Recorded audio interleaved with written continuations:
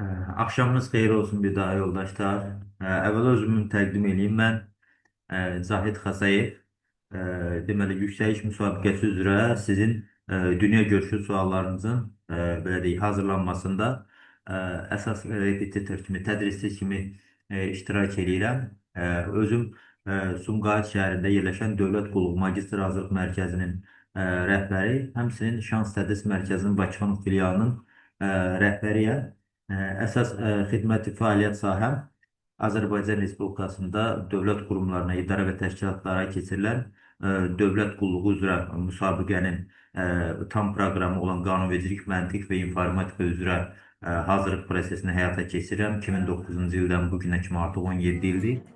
Həmçinin paralel sürətdə dövlət vergi xidmətinə hazırlıq, dövlət miqrasiya xidmətinə hazırlıq, həmçinin bundan əlavə Xarici İşlər Nazirliyinə hazırlıq və o cümlədən ədliyyə orqanlarına işə qəbula hazırlıq proqramını həyata keçirirəm.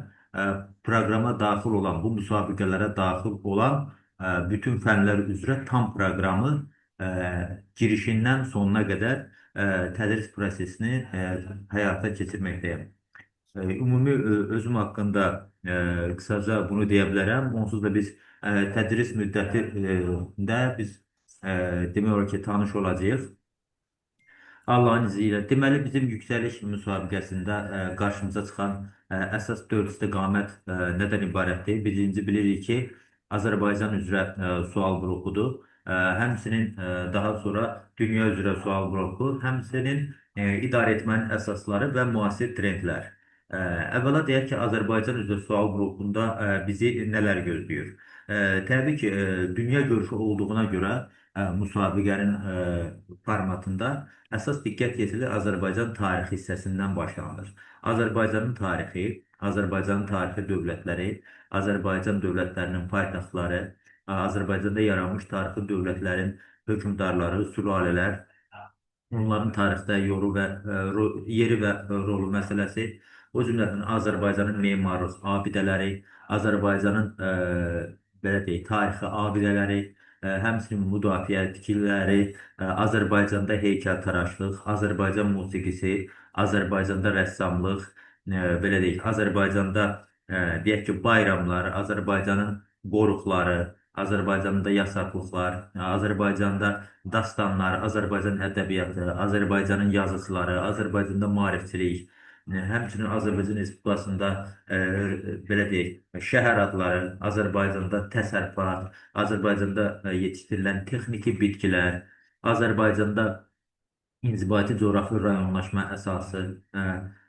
sonra iqtisadi coğrafi rayonlaşma anlayışı, Azərbaycanda son illərdə həyata keçirilən ağıllı kənd layihələri, Azərbaycan xalçaçılığı, Azərbaycan UNESCO əlaqələri, Azərbaycanda peyklər, son illərdə buraxılan peyklər, həmçinin Azərbaycan müstəqilliyi və müstəqillikdən sonra həyatımızda baş verən əsas siyasi proseslər, Azərbaycanda uşaq ədəbiyyatı, Azərbaycan muğamı, Azərbaycan Respublikasının dövlət sərhədləri, sərhəd qonşularımız, həm qurudan, həm Xəzər dənizindən, Azərbaycanla eyni coğrafi enlikdə yerləşən ölkələr, Azərbaycanda çaylar, yəni su ehtiyatları, göllər, çaylar, axını tənzimlənən çaylar, axını tənzimlənməyən çaylar, birbaşa Xəzər dənizinə tökülən çaylar, ümumi bu proseslər olacaq. Sonra Azərbaycanda opera sənəti, təbii ki, Azərbaycan musiqisinin tərkib hissəsi kimi Azərbaycan xalqının etnik siyasi tərkibi, Azərbaycan deməli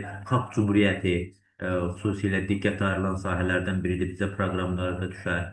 Sonra Azərbaycan Birinci və İkinci Dünya Müharibəsində həm Birinci Dünya Müharibəsi qəhrəmanları, həmçinin İkinci Dünya Müharibəsində iştirak edən Sovet İttifaqı qəhrəmanları məsələsi olacaq. Birinci və İkinci Dünya Müharibəsində böyük dövlətlərin planlarında Azərbaycanın yeri, İkinci Dünya Müharibəsində iştirak edən Azərbaycan diviziyaları, o cümlədən Qarabağ hadisələri, Vətən müharibəsi, Azərbaycanda Heydər Əliyevin hakimiyyətinin birinci dönəmi, Heydər Əliyev hakimiyyətinin ikinci dönəmi, İlham Əliyev hakimiyyətinin dönəmləri, Azərbaycan müstəqilliyi illərində ümumi anlayış, Azərbaycanda Formula 1 yarışları, Azərbaycanda keçirilən Xarı Bülbül festivalları, Azərbaycanda keçirilən Qəbələ musiqi festivalları, Azərbaycan Türksoy əlaqələri, Azərbaycan Avropa Şurası əlaqələri, Azərbaycan İslam ölkələri əlaqələri, Azərbaycan NATO əlaqələri, Azərbaycan Avropa Şurası əlaqələri, Azərbaycan BMT əlaqələri, Azərbaycanın Türkiyə, Rusiya, qonşu İran və Ermənistanla, Gürcüstanla əlaqələri məsələsi, ümumiyyətlə bugünkü günlərdə baş verən siyasi proseslər fonunda demək olar ki, ən aktual məsələlərdən biri Azərbaycan-İran əlaqələrinin dünəni, bugünü və gələcəyi məsələsi çox aktiv bir məsələdir. Bölgədə gedən regional proseslər, regional oyunlar və bu oyunların ortasında olan, deyək, sadə piyada mövqeyində olan Azərbaycanın istifadə olunması məsələsi demək olar ki, ən aktual məsələlərdən biridir. Sonra Azərbaycanda keçirilən İslam həmrəylik oyunları, Azərbaycan Avropa oyunları və Azərbaycanla bağlı proseslər demək olar ki, Azərbaycan sual bloku üzrə bizə təqdim olunacaq əsas suallardır ki, biz qarşıdan gələn bu bir ay ərzində, belə deyək, Azərbaycan üzrə bu məlumatları sizinlə birlikdə fikir mübadiləsi apararaq öyrənəcəyik Allahın izni ilə.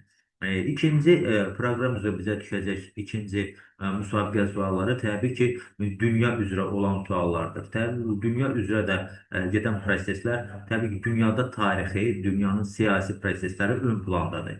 Dünyada olan regional konfliktlər, bu konfliktlərin nəticələri, məsələn, deyək ki, Kipr problemi, Karib böhranı, Koreya müharibəsi, Kəşmir problemi, Yaxın Şərq problemi, Kosovo problemi, belə deyək, müasir dövrdə olan Körfəz müharibəsi, hansı ki 91-ci ildə olan Amerikanın Əfqanistana hücumu, Amerikanın İraqa hücumu və son, belə deyək, ardıcıl baş verən 5 İsrail ərəb dövlətləri arasında gedən müharibələr, yəni Fələstin münaqişəsi və ən son, belə deyək, Qərb-İran qarşıdurması, bunlar dünya üzrə sual blokunun, belə deyək, tarixi və siyasi hissəsini əhatə edir. Amma ümumi götürdükdə dünya bloku üzrə bizə düşən suallarda yoldaşlar, tarixi İpək yolu və bu İpək yolu ətrafında gedən proseslər, dünyanın turizm mərkəzləri və bu turizm mərkəzləri üzrə insanların paylanması, dünya coğrafiyası, dünya materikləri, dünya dağları, relyefi, çayları, gölləri, belə deyək, ümumi dünya da olan iqlim qurşaqları, torpaq qurşaqları, şaquli və üfüqi zonallaşma anlayışı bu dünya üzrə deyək ki, coğrafiya hissəsini əhatə edəcək. Dünyada olan yazıçılar, onların əsərləri çox aktual düşür. Dünya üzrə olan xronologiya, dünyada olan böyük coğrafi kəşflər məsələsi demək olar ki, proqramda aktual məsələlərdən biridir. Dünyada Oskar mükafatı və onun xüsusiyyətləri təqdim olunması, Nobel mükafatları və onun xüsusiyyətləri təqdim olunması məsələsi, dünyanın əsas problemlərindən olan miqrant problemi, qaçqın problemi,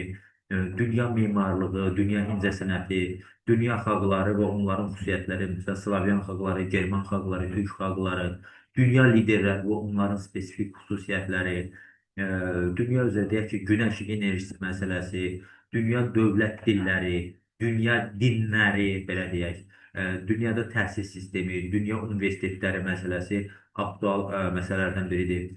Sonra soyuq müharibə anlayışı, bunun başlanması, qurtarması, soyuq müharibəsi illərində deyək ki, qərb sosializm və kapitalizm qarşı durması, həmçinin 1-ci, 2-ci dünya müharibəsi qlobal miqyasda, beynəlxalq münasibətlər sistemi, beynəlxalq təşkilatlar və onun beynəlxalq münasibətlər sistemində bu təşkilatların rolu məsələsi, qlobal siyasi problemlər dünya üzrə olan sual blokunun əsas mahiyyətini təşkil edəcəkdir. O cümlədən həm dünyaya aid olan, həmçinin bizim özümüzün də Azərbaycan dövləti və cəmiyyəti olaraq bu proseslərin içində iştirak edirik. Beynəlxalq hüququn prinsipləri, bax bizim suallarımızda qarşımıza çıxa biləcəkdir. Dünyada olan transmilli şirkətlər və onların fəaliyyəti məsələsi, Azərbaycan iqtisadiyyatında baş verən əsas hadisələr, vergi və vergidən yayınma anlayışı, konstitusiyamız, onun xüsusiyyətləri, qanunvericilik, icra və məhkəmə hakimiyyəti orqanlarının qarşılıqlı əlaqəsi, Azərbaycanda minimum əmək haqqı məsələsi, Made in Azərbaycan brendi və onun, belə deyək, dünyaya təqdim olunması, Azərbaycanın xarici ölkələrdə olan ticarət nümayəndəlikləri, Sonra devalvasiya anlayışı, tələb nədir, revalvasiya nədir, təklif nədir, inflyasiya nədir, UDM anlayışı nədir, yəni ümumi daxili məhsul, büdcə kəsiri anlayışı nədir, Azərbaycanda kapital ixracı, kapital idxalı, fiskal siyasət nədir, monetar siyasət nədir, sığorta anlayışı nədir, sonra əlavə dəyər vergisi ilə bağlı məsələləri sizinlə müzakirə edəcəyik. O cümlədən dünyada olan elektromobil istehsalı və müasir dünya iqtisadiyyatının bugünündə və gələcəyində elektromobil istehsalının yeri, baza iqtisadi anlayışları, davamlı iqtisadi inkişaf anlayışları, dövlət təbii ki, idarəçilik sistemində ona ayrıca yanaşacağıq. Sosial dövlət modeli.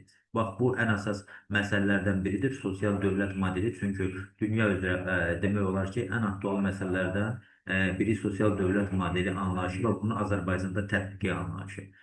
Sonra yoldaşlar, sizin proqrama daxil olan mövzulardan biri gedir nə? Biraz təbii ki, ilk dərs günümüzdür. Biraz darıxdırıcı ola bilər. Çünki zaten biz bu gün dərs keçmirik. Sadəcə olaraq, yəni bizim qarşıdan gələn bir ay yarım ərzində keçəcəyimiz mövzularla bağlı mən sizə fikir mübadiləsi aparım. Yəni əsas məsələ odur. Sonra müasir trendlərlə bağlı bir sual bloku sizi gözləyir və müasir trendlərlə bağlı siz nələrlə rastlaşarsınız? Yəni biz nələri keçəcəyik? İmtahanda qarşımıza anidən çıxsa, biz dərhal bunu yazmaq belə deyək, qabiliyyətinə malik olmalıyıq. Niyə? Çünki keçdiyimiz dərs müddəti ərzində mən bütün bu məsələləri sizə izah eləyəcəm və sizə materiallar atacağım. Həm video materialları dərsdən, həm də materialların PDF versiyasını atacağım. Təbii ki, bu materialları ən azı bircə dəfə oxuyan və dərsin rekorduna qulaq asan hər bir namizəd sərbəst sürətli imtahanda ona belə bir sual düşdükdə dərhal avtomatik olaraq bu sualları çox rahatlıqla tapa biləcəkdir. Çünki mövzu sıfır yüksəliş proqramının son 4-5 ildə düşən suallarının ətrafında hazırlanmış məsələlərdir. Və müasir trendlər anlayışı. Müasir trendlər anlayışında biz nələrlə rastlaşacağıq? Təbii ki, birinci məsələlərdən biri rəqəmsallaşma. Bu anlayışla tanış olacağıq. İnnovasiya anlayışı və bunun müasir həyatda tətbiqi. Sonra qlobal iqtisadi trendlər anlayışının xüsusiyyətləri. Süni intellekt məsələsinə baxacağıq. Qlobal təhlükəsizlik məsələsinə baxacağıq. Hansı ki, burada tək həyatı təhlükəsizlikdən getmir, kiber təhlükəsizlik məsələsi bu dəqiqə ən aktual məsələdir. Belə ki, cəmiyyətimizə diqqətlə yetirsək, demək olar ki, hər gün kiber hücumlara məruz qalır cəmiyyətimiz, insanlar, onların belə deyək, müəyyən büdcələrindən vəsaitlər qeyri-qanuni yolla çıxarılır. Ona görə aktual məsələlərdən biri də məhz qlobal təhlükəsizlik məsələsidir. Sonra dünyada 4G və 5G texnologiyası, onun tətbiqi, onun müsbət və mənfi, həmçinin çalışan və çalışmayan cəhətləri barəsində fikir mübadiləsi aparacağıq.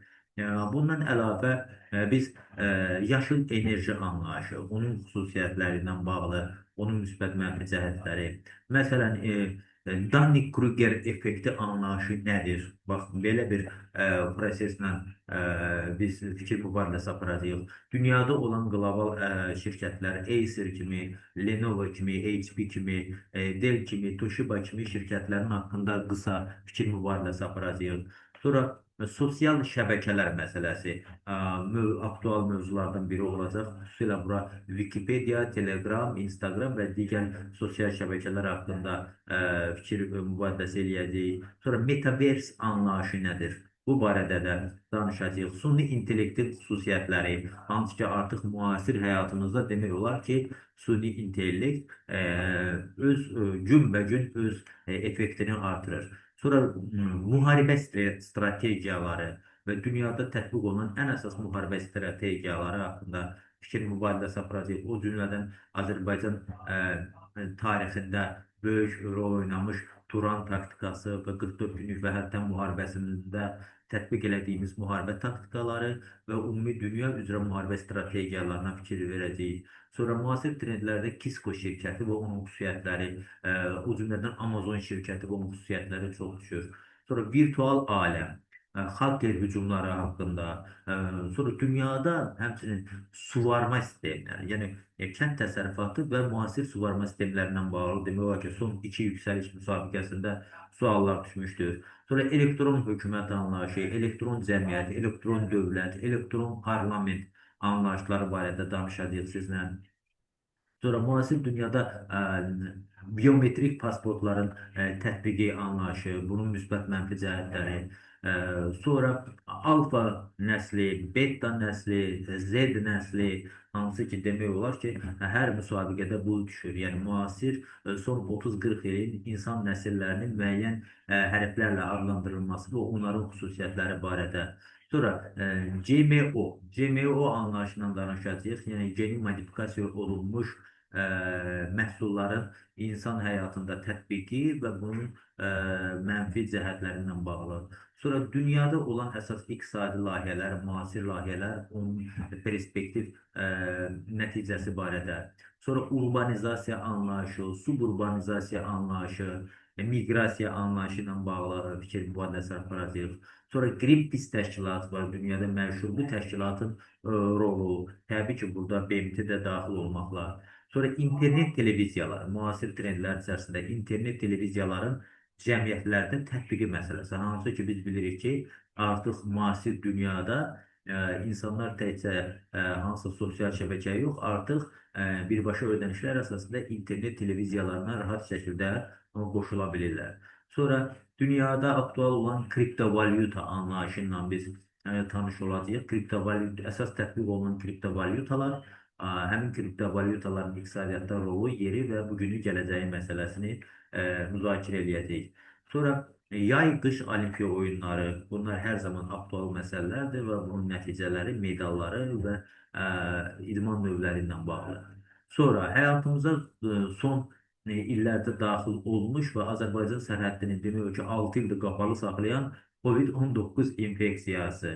Bəşəriyyətdə bitsə də Azərbaycanda bitməyən bu infeksiya barədə sizlə danışacağıq, onun nəticələri barədə. Sonra qloballaşma anlayışı nədir? Qlobalizasiya deyirik biz ona. Sonra big data anlayışı nə deməkdir? Rəqəmsal texnologiyalar barədə danışacağıq. Avropa üzvü olan və olmayan ölkələr, sosial media anlayışı nədir?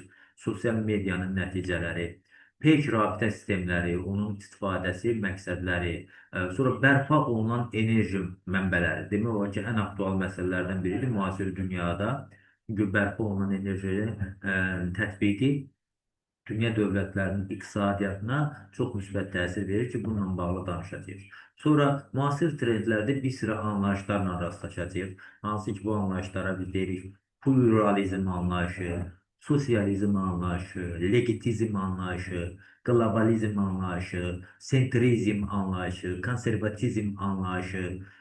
Bunlarla bağlı bu terminlərin mahiyyətini izah edəcəyik Allah qoysa. Sonra qlobal ekoloji problemlər məsələsi, yaşıl enerjinin növlərindən bağlı danışacağıq. BMT-nin davamlı iqtisadi inkişaf proqramları, sonra sinxron mesajlaşma anlayışı və vasitələri nələrdir? Rəqəmsal musiqi platformaları, hansı ki Spotify var, Apple Music var, Tidal var, YouTube var, Amazon Music var. Bunlar rəqəmsal musiqi bazarı haqqında da fikir mübadiləsi aparacaq. Həmçinin artıq hamımızın yaxşı bəlli olan COP beynəlxalq təşkilatı haqqında fikir mübadiləsi aparacaq. Rəqəmsal detoks anlayışı nədir? Sonra rəqəmsal əkiz anlayışı nədir? 4-cü sənaye inqilabı nə deməkdir? Sonra Beynəlxalq Enerji Agentliyinin hesabatları ilə bağlı fikirlər olacaq. Suni intellekt anlayışı nədir? Orqanik məhsullarla bağlı. Sonra sizlə rastlaşacağıq nə? Elektron demokratiya anlayışı, elektron bank xidmətləri, sosial media trendləri, ekoloji mahiyyət anlayışı nədir? Şəhər əfsanəsi anlayışı nədir? Piper şirkətinin fəaliyyəti, Tesla'nın fəaliyyəti, Nvidia'nın fəaliyyəti, Netflix'in fəaliyyəti, Morgan Stanley'in fəaliyyəti, DeepL şirkətinin fəaliyyəti, Gemini anlayışı, Chatbot anlayışı, ChatGPT anlayışı, Yandex Translator'ın anlayışı və bir çox müasir trendlərdə bizə düşən sualları biz hamısını bir-bir sizinlə müzakirə eləyəcəyik. Təbii ki, bir-bir adlarını mən çəkirəm. Adlarını çəkdikdə siz görürsünüz ki, yəqin ki, kifayət qədər mövzular vardır ki, bu mövzulara artıq biz tanış olduqdan sonra əmin olun ki, o imtahanda sizə verilən vaxt çox sərfəli şəkildə istifadə olunacaq. Biri var, bu anlayışlardan məlumatlı olmamaq və düşən sualı hardasa axtarmağa cəhd etmək və ya kör-körənə cavab atıb şansdan yararlanmamaq səhvə yol verir. Bir də var ki, bunları bilib artıq sözün həqiqi mənasında bilikli və dünya görüşlü bir şəxs kimi müsabiqədə iştirak edib onun bir parçası olmaq. Və hər hansı bir sualı artıq 1 dəqiqə, 2 dəqiqə fikirləşmək yox, avtomatik 10-15 saniyə ərzində sualın düzgün cavabını vermək bu çox yaxşı bir anlayışdır. İnşallah ki, keçən il və ondan əvvəlki müsabiqələrimizdə bizim yoldaşlarla, dərsə qoşan yoldaşlarla hansı metodları tətbiq eləmişik, o metodları sizlə də Allahın izni ilə tətbiq eləyəcəyik. Gəldik idarəçilik anlayışı. Təbii ki, idarəetmənin əsasları. Sizin proqramda demək olar ki, ən maraqlı sahələrdən biri də idarə etmə anlayışıdır. İdarə etmədə biz nələrlə rastlaşacağıq? Təbii ki, idarə etmə dedikdə bura birinci menecerlik nəzərdə tutulur. To manage idarə etmə anlayışı götürülüb, oradan başlayır. Burada biz rastlaşacağıq liderlik anlayışı, onun xüsusiyyətləri, yəni liderlik termini, bunun tətbiqi qaydaları. Burada strategiyalarla rastlaşacağıq. Hansı ki, şirkətlərdə, müəssisələrdə, idarələrdə tətbiq olunan müxtəlif strategiyalar və bu strategiyaların belə deyək, şirkətin müəssisəni irəliyə aparması üçün tətbiq olunan üsullarla bağlı fikir mübadiləsi olacaqdır. Sonra strateji idarə etmə anlayışı nədir? Strateji idarə etmə anlayışına cavabdeh şəxslər kimlərdir? Strateji idarə etmə anlayışı deyək, qarşıya qoyulan məqsədlərə nail olmağa imkan verirmi? Bunun hansı hissəsinə, hansı faizinə qədər nail olduqda strateji idarə etmənin uğurlu və uğursuz olmasıyla bağlı fikir mübadiləsi aparacaq. Sonra planlaşdırma anlayışı. Təbii ki, şirkətlərin, dövlət qurumlarının, idarələrini idarə etməsində planlaşdırma da strategiyanın ümumi tərkib hissələrindən biridir ki, ümumi müəssisənin uğura nail olmasında və məqsədlərə çatmasında bir nömrəli faktorlardan biridir. Biri də öncədən planlaşdırmadır. Sonra var təşkil etmə. Fəaliyyətin təşkil edilməsi, hansı ki, organizing ifadəsindən götürülübdür. Məqsədlərə nail olmaq üçün tətbiq olunan modullar və şirkət daxili işlərin şirkət işçiləri arasında bölüşdürülməsi, resurslardan düzgün istifadə edilməsi anlayışıdır ki, biz bunlar haqqında danışacağıq. Sonra idarə etmədə vacib elementlərdən biri motivasiya anlayışıdır. Təbii ki, motivasiya olmayan yerdə bilirsiniz ki, ümumi uğura nail olmaq olmaz. Hətta dünyanın ən qabaqsız şirkətləri belə nə qədər kapital tətbiq eləsələr də, əgər hər hansı bir idarəçilik prinsipində motivasiya anlayışı yoxdursa, yəni işçiləri həvəsləndirən amillər yoxsa, o zaman uğurlu nəticəyə gəlmək bir qədər qəlizləşir. Sonra var fəaliyyətlə nəzarət anlayışı. İdarəçiliyin ən vacib elementlərindən biri də məhz nəzarət anlayışıdır ki, ümumi fəaliyyətə nəzarət etmək, yəni görülən işlərin planlı olub-olmadığına, plan üzrə gedib getməməsinə nəzarət və burada nəzarət mexanizmlərindən bağlı fikir mübadiləsi aparacaq. Sonra idarəçilikdə vacib anlayışlardan biri qərar vermə anlayışı barədə inşallah sizlə belə deyək, fikir mübadiləsi aparacaq, yəni müxtəlif problemlərin ortaya çıxması və həmin problemlərin həll edilməsi ilə bağlı ani qərar vermə anlayışları və hansı metodların tətbiq olunmasından bağlı danışacağıq. Sonra kommunikasiya məsələsi. İdarəçiliyin ən vacib elementlərindən biri kommunikasiyadır. İşçilər arası kommunikasiya, rəhbərliklə işçilər arası kommunikasiya, şöbələr arası kommunikasiya və müxtəlif şirkətlər arası kommunikasiya və s. Bunun xüsusiyyətləri, yəni bu informasiya mübadiləsindən bağlı və informasiyanın düzgün ötürülməsindən bağlı anlayışlardır. Sonra var delegasiya anlayışı.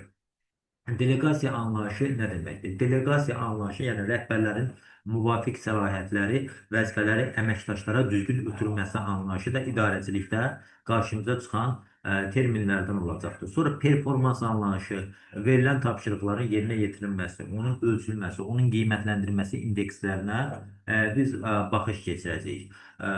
Sonra insan resurslarının idarə olunması. Təbii ki, sənin şirkətinin böyüklüyü və kiçikliyi elə də böyük rol oynamır. Əsas məsələ insan resurslarının düzgün, səmərəli idarə olunması anlayışıdır. Çox kiçik bir şirkət uğurlu və uğursuz idarəçiliyi ola bilər və ya çox böyük bir şirkətin olduqca güclü kadrları olsa da, amma insan resurslarının düzgün idarə olunmaması şirkətin ümumi fəaliyyətində mənfi nəticə ilə nəticələnə bilər ki, biz bu idarəçilik metodlarına baxacağıq. Sonra risklərin idarə olunması anlayışı idarəçilikdə çox vacib faktorlardan biridir. Bu sahəyə cavabdeh olan bir şöbə var, bu şöbənin əməkdaşları var. Belə deyək, ümumi fəaliyyət zamanı yarana biləcək risk və risklərin növləri, həmin növlərin müəyyən edilməsi və onun aradan qaldırması metodlarını, üsullarını sizlərlə inşallah müzakirə edəcəyik. Sonra təşkilat mədəniyyəti. Təşkilati mədəniyyət bu özü özündə bir dəyər anlayışıdır ki, burada təşkilatda işçilər arasında etik davranış qaydaları, ənənələr, şirkətin öz ənənələri, şirkətin dəyərləri məsələsi müzakirə mövzusu olacaqdır. Təbii ki, burada əsas məsələlərdən biri nədəndir? Çünki belə deyim də sizə, bunu ki, rahat şəkildə anlayışaq. Təşkilati mədəniyyət nə qədər yüksək olarsa, şirkət işçiləri arasında həm motivasiya, həm kommunikasiya, bütün bu proseslər yüksək səviyyədə təşkil olunmuş olur. Sonra missiya anlayışı var. Təşkilatın mövcudluq səbəbi məsələsi ki var. Bu missiyanın hər bir işçiyə aydın çatdırılması. Ümumiyyətlə, mənim öz yazdığım bir kiçik və orta sahibkarlıq müəssisələrində işçi heyətinin idarə olunması ilə bağlı bir kitabım var. Həmin kitabda idarəçilik anlayışının metodlarını və burada missiyanın rolu barədə ətraflı məlumat vermişəm. Və mən sizə deyim ki, missiya çox böyük rol oynayır. Əgər hər hansı bir şirkətin ümumi fəaliyyətinin xüsusiyyətləri, məqsədləri onun işçilərinə aydın deyilsə, o zaman o şirkət heç bir vaxtda uğura nail ola bilməz.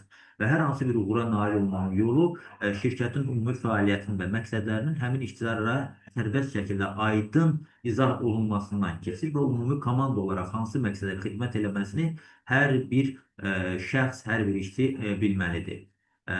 Çünki məqsədlər nəticələr yaradır. Əgər şirkətin məqsədləri işçilərə aydın deyilsə, deməli nəticə o qədər də ürəkaçan olmur. Strategiyanın dedik düzgün həyata keçirilməsi anlayışı var. Burada gedir SWOT analizi. SWOT analizi demək o ki, idarə etmədə çox düşən suallardan biridir. Yəni, SWOT analizində təşkilatın güclü və zəif cəhətini, çatışmaz cəhətlərini öncədən müvafiq işçilər analiz edir və bu barədə belə deyək, vaxtında rəhbərliyə məlumat verirlər və çatışmamazlığın aradan qaldırılması üsulları göstərilir. Sonra fəaliyyətdə, idarəçilikdə effektivlik anlayışı məsələsi var. Yəni, resurslardan düzgün istifadə olunması effektiv nəticə yaradır. Bununla bağlı məsələlərə də toxunacağıq. Səmərəlilik fəaliyyəti, komanda, yəni səmərəlilik anlayışını da belə qısaca izah edeyim. Yəni, minimum resurslarla maksimum nəticəyə köklənmək bu səmərəlilik anlayışını yaradır. Sonra komanda fəaliyyəti. Təbii ki, komanda fəaliyyəti yoxsa, o zaman ümumi məqsədə nail olmaq bir qədər çətindir. Sonra motivasiya sistemi ilə bağlı danışdım. Belə deyək, motivasiya işçilərin əvəzləndirilməsi çox böyük rol oynayır. Sonra innovasiyaların tətbiqi. Təbii ki, əgər hər hansı bir müasir iqtisadiyyata, müasir dünyaya qovuşmaq istəyən, uğur qazanmaq istəyən bir şirkət, idarəçilik varsa, mütləq şəkildə o innovasiyalara meyilli olmalıdır. Yəni, ən yeni innovativ texnologiyaların şirkətdə tətbiqinə daim can atmalıdır. Çünki yeni texnologiyaların tətbiqi, yeni ideyaların tətbiqi deməkdir. Çünki texnologiyaların verdiyi perspektiv, belə deyək, nəticələr ideyalarla tətbiq olunduqda paralel şəkildə nəticələr əldə eləmək olur. Sonra rəqəmsal transformasiya anlayışı demək olar ki, idarəçilikdə son illərin əsas suallarından biridir. Yəni e, texnologiyaların idarə etməyə tətbiqi anlayışı deyək bilək. Sonra konflikt idarə etməsi anlayışı var idarəçilikdə. Bu nədir? Yəni dünyada istər Azərbaycanda elə bir şirkət yoxdur ki, hətta ən müqəddəs missiya ilə məşğul olan, hətta deyək xeyriyyə məqsədi ilə fəaliyyət göstərən müəssisələr, qurumlar, idarələr, təşkilatlar belə öz daxili cəhətdən münaqişələrlə rastlaşır. Və bu daxili münaqişələrin həll edilməsi, yəni konflikt idarə etməsi anlayışı idarəçilikdə çox vacib bir faktor hesab olunur. Sonra liderlik üslubu. Təbii ki, liderlik anlayışından danışacağıq. Orada tətbiq olunan üsullardan danışacağıq. Sonra korporativ idarə etmə anlayışı ilə bağlı inşallah sizlə fikir mübadiləsi aparacağıq. Yəni təşkilatın idarə olunmasında tətbiq olunan prinsiplər sistemi ilə bağlı fikir mübadiləsi olacaq. Sonra monitoring anlayışı. Şirkətin, müəssisənin, idarənin, təşkilatın, dövlət qurumunun öz fəaliyyətini davamlı sürətdə izləməsi məsələsindən bağlı monitoring növləri, onun qısa müddətli, ani, planlaşdırılmış monitorinqlər, onların müddətləri ilə bağlı fikir mübadiləsi aparacaq. Sonra qiymətləndirmə anlayışı, təbii ki, fəaliyyət nəticələrinin analiz edilməsi qiymətləndirmə hesab olunur ki, bununla bağlı İnşallah fikir mübadiləsi aparacağıq. Daha nə deyim? Delegasiya prosesi, sonra strateji planlaşdırma prosesi, operativ planlaşdırma prosesi, hansı ki qısa müddətli planlaşdırma, uzun müddətli planlaşdırma, orta müddətli planlaşdırma, bunlarla bağlı fikir mübadiləsi aparacağıq. Sonra idarə etmə qərarı anlayışı. İdarə etmə qərarı nədir? Rəhbər tərəfindən tətbiq edilən qərarlar, bu rəsmi qərarlardan söhbət gedir və bu rəsmi qərarların tətbiqi mexanizmləri. Təbii ki, biz indi hər birimiz müəyyən dövlət qurumlarında işləyirik. Dövlət qurumlarında adətən rəhbər vəzifəli şəxslərin qərarları müzakirə olunmur. Amma biz bilirik ki, qanunvericilik bizə bir qədər ayrı bir anlayışlar təklif edir. İstər dövlət qulluğu haqqında qanun, istər etik davranış qaydaları haqqında qanun, rəhbər vəzifəli şəxslərin yalnız qanuni göstərişlərin yerinə yetirilməsinin mütləq şəkildə vacib olduğunu əsaslandırır və hər hansı bir qərarın həqiqətən dövlət qulluqçusu və dövlət içində şübhəli məqam yaradırsa, o zaman həmin şəxslərin, rəhbər vəzifəli şəxslərdən bunun yazılı verilməsini, əsaslandırmasını tələb etmək hüququnu qanun bizə söylüyor. Amma Azərbaycanda bunu nə dərəcədə tətbiq edirik? Yəni, hər hansı bir işçi öz rəhbərindən onun verdiyi şifahi tapşırığın yazılı şəkildə çatdırılmasını nə dərəcədə tətbiq edə bilir və tələb edə bilir?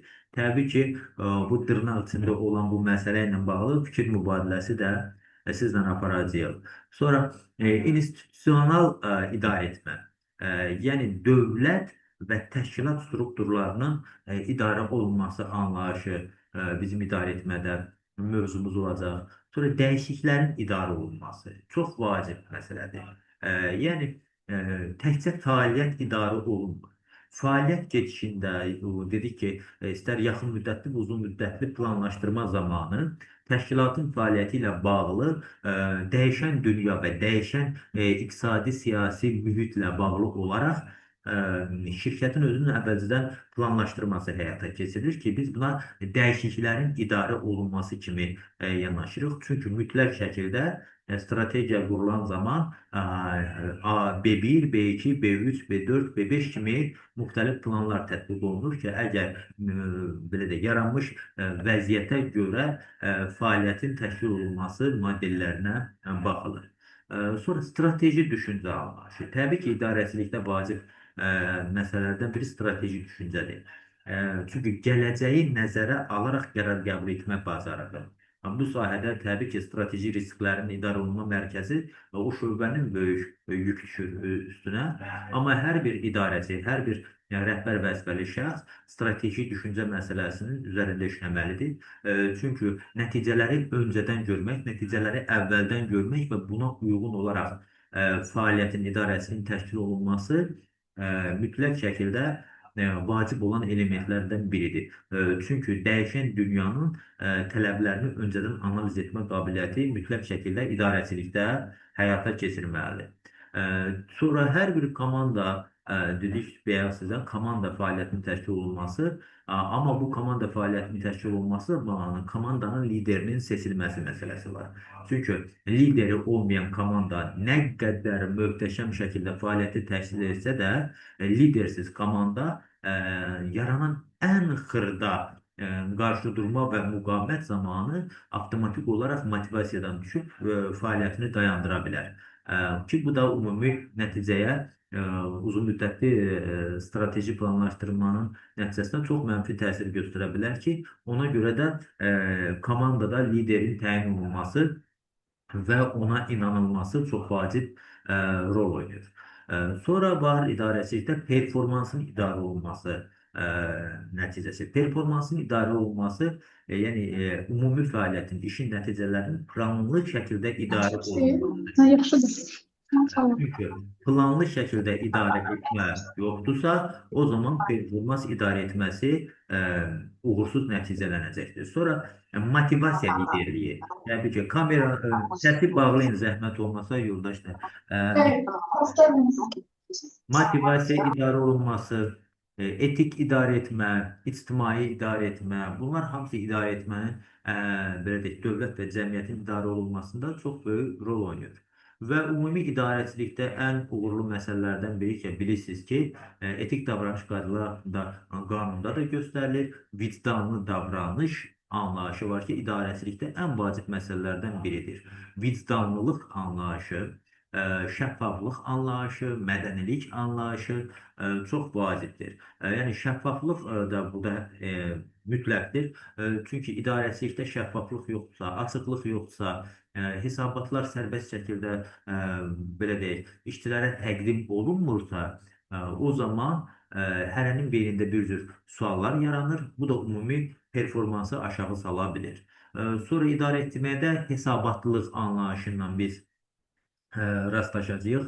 Hesabatlığı da qısaca belə şərh edeyim sizə ki, fəaliyyətə görə məsuliyyət daşımaq. Təbii ki, qanunvericilik də bizə göstərir, istər dövlət qulluğu, istər digər qanunvericilik sahələri ki, istərsə də belə deyək, nazirliklərin, qurumların özlərinin də fəaliyyətində işçilərin vəzifələri məsələsi, istər əmək məcəlləsində işə götürənlə işçi arasında bağlanan əmək müqaviləsi zamanı tərəflərin öhdəliklərində göstərilir. Hər bir işçi, hər bir şəxs, fərd öz fəaliyyətinə görə mütləq şəkildə cavabdehlik daşıyır, məsuliyyət daşıyır. Bu da özü-özündə bir hesabatlılıqdır. Şəxsi hesabatlılıq var, ümumi hesabatlılıq var, il sonu hesabatlılıq var və s. Sonra təşkilati inkişaf anlayışı idarəçilikdə vacib rol oynayır. Təşkilati idarə etmə anlayışı odur ki, təşkilatın davamlı şəkildə inkişaf prosesinin izlənilməsi inkişafın əsas önəmli faktorlarından biridir. Burada da uzun müddətli ola bilər, dayanıqlı inkişaf modelləri ola bilər. Yəni, ümumi götürdükdə idarəçilik anlayışı, yoldaşlar, çox böyük bir anlayışdır.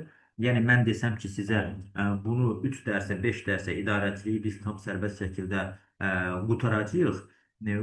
Təbii ki, bir dərsə belə qutara bilərəm idarəçiliyi, amma fikir mübadiləsində mənim deyəcəklərimdə biri var üstü örtülü getmək, biri də var ki, onun xarakterinin xüsusiyyətlərini sizə asanda istərsiniz 4-5 dərs çəkəcəkdir. Amma əminəm ki, ümumi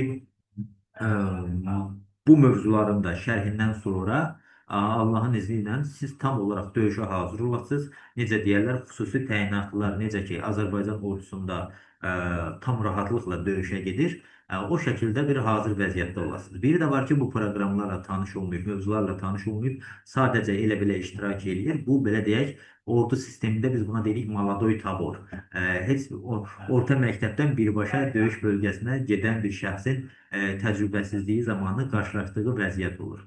Ona görə mən əlimdən gələni eləyəcəm ki, sizlərlə dərs proqramı çərçivəsində istər Azərbaycan üzrə blokda, istər dünya üzrə blokda, istərsə idarəçilikdə, istərsə də müasir trendlər məsələsində tam ətraflı fikir mübadiləsi aparaq, Allahın izni ilə mən öz adıma onu söz verə bilərəm ki, sizin qarşınıza çıxacaq sualların demək olar ki, %95-ini 100 sualdan 95'ini görən kimi biləsiniz ki, söhbət nədən gedir. Çünki %95, o 5% də elə belə deyirəm yoldaşlar. O 5% əslində dırnaq içində 5% deyirəm. Tam 100% biraz düzgün çıxmaz. Amma 95% sualları görən kimi yazacaqsınız cavabını.